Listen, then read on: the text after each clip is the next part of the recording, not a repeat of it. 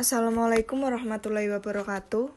Kami akan mempresentasikan tentang bersiap untuk perubahan dengan tema memanfaatkan aktivitas pengetahuan untuk meningkatkan kesiapan organisasi dalam kasus UKM perangkat lunak Irlandia.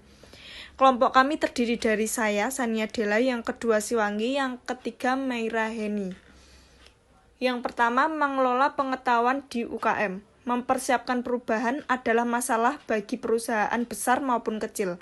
Namun masih ada kelangkaan yang menyoroti bagaimana UKM perangkat lunak mengoperasionalkan pendekatan mereka terhadap manajemen pengetahuan.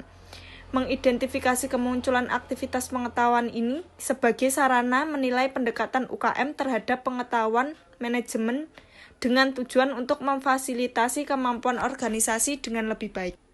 Yang kedua, siklus knowledge management. Yang pertama adalah acquire. Di sini perusahaan harus bekerja dengan sungguh-sungguh agar perusahaan tersebut dapat memperoleh informasi sesuai dengan kebutuhannya. Selain itu, juga perlu memperhatikan tentang ruang lingkup, intensitas waktu, serta biaya yang nantinya akan dikeluarkan. Yang kedua adalah codify. Kodifikasi pengetahuan mengubah yang dihasilkan pengetahuan ke dalam format yang dapat diakses dan dapat diterapkan. Yang ketiga adalah store, merupakan penggabungan dari kedua tahap sebelumnya, di mana informasi yang telah diseleksi kemudian disimpan dengan tujuan untuk digunakan di masa depan jika sewaktu-waktu dibutuhkan, sehingga tidak perlu mencari informasi yang sama untuk kedua kalinya. Yang keempat, maintain. Pemeliharaan gedung pengetahuan sangat penting untuk kelanjutan perkembangan organisasi. Kebutuhan akan kontrol atas gudang pengetahuan memastikan berisi ilmu yang bermanfaat dan bermutu tinggi, tidak hanya sekedar tempat pembuangan dokumen. Yang kelima adalah transfer. Transfer pengetahuan terjadi di dalam dan di luar organisasi. Jadi, sebuah organisasi dapat mentransfer pengetahuan atau menerimanya dari luar organisasi, yaitu akuisisi pengetahuan. Yang keenam, create. Penciptaan pengetahuan melibatkan pengembangan konten baru atau mengganti yang sudah ada. Pembaruan pengetahuan ini dibutuhkan untuk memenuhi sebagian kebutuhan pengetahuan yang tidak terpenuhi sebelumnya. Selanjutnya adalah mengidentifikasi pengetahuan kegiatan. Untuk mengeksplorasi pengetahuan kegiatan, fokus studi berada di dua proses bisnis, yaitu inti penjualan dan pengembangan perangkat lunak. Berdasarkan Knox tahun 1994, yang pertama, strategi pemilihan mode, yang kedua, penjualan dan manajer teknis diidentifikasi, dan responden dipilih berdasarkan reputasi mereka. Selanjutnya, studi kasus pada Helprit. Helprit didirikan pada tahun 1996 yang memproduksi perangkat lunak bantu untuk mendukung orang dengan cacat fisik. Kemudian secara bertahap berpindah untuk memproduksi perangkat lunak untuk kesulitan belajar.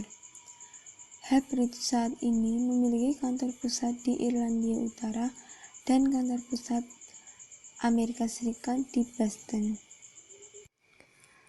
Aktivitas pengetahuan pada Helprit. Sebagai produsen perangkat lunak, Helprit sebagian besar berfokus pada pengembangan perangkat lunak dan pengetahuan proyek. Fokus pengetahuan ini menyoroti strategi produk pelanggan perusahaan yang diselaraskan dengan erat. Karena pengetahuan penjual dan lingkungan berkaitan erat. Tim penjualan secara aktif memindai lingkungan eksternal untuk mencari pengetahuan yang mungkin mempengaruhi mereka. Knowledge management pada Helprit. Yang pertama, memperoleh pengetahuan. Akuisisi pengetahuan melalui pelanggan dan pengecer memberikan bukti bahwa Helprit secara aktif mendorong pelanggan mereka untuk memberikan umpan balik produk secara teratur. Dapat melalui email, kuesioner, dan percakapan telepon. Yang kedua, mengkodifikasi pengetahuan. Kegiatan kodifikasi pengetahuan sebagian besar difokuskan pada pengetahuan yang diperlukan untuk memproduksi perangkat lunak dengan pengecualian pengetahuan perusahaan. Selanjutnya ada menyimpan pengetahuan terdiri dari menyimpan pengetahuan terkait proyek. Yang kedua ada menyimpan kode pemrograman. Yang ketiga ada menyimpan umpan balik. Yang keempat menyimpan pengetahuan kinerja perusahaan. Dan yang terakhir ada menyimpan pengetahuan penjualan. Yang keempat ada mempertahankan pengetahuan seperti memelihara pengembangan perangkat lunak atau pengetahuan terkait proyek dan memelihara pengetahuan terkait penjualan.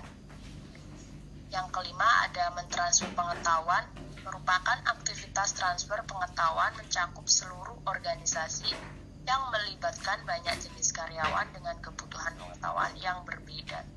Yang keenam ada menciptakan pengetahuan baru. Ide produk perangkat lunak baru pada HelpRed dibuat di bagian belakang dari sejumlah aktivitas akuisisi pengetahuan melibatkan karyawan, ahli pembelajaran, pelanggan, reseller, dan pesaing. Ada strategi pengembangan UKM.